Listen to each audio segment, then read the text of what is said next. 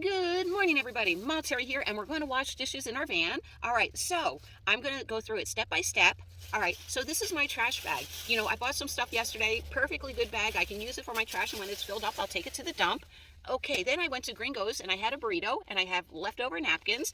Also, when I'm at the gas station and I wash my hands, or McDonald's and they have paper towels, my hands are clean. I'm just drying it, and then I put the leftover paper towels in my purse. And right here, this is a squirt bottle with the environmentally friendly stuff, and Sarah drips a lot. All right, and this is a bottle that I put little holes in the top, so let's do this properly.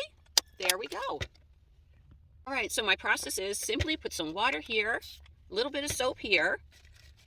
I'm cleaning it right here. All right, there's a little soapy soap, and then I use one as a dry towel. So usually to do my dishes, it takes 2 or 3 napkins. All right, have a great day, everyone.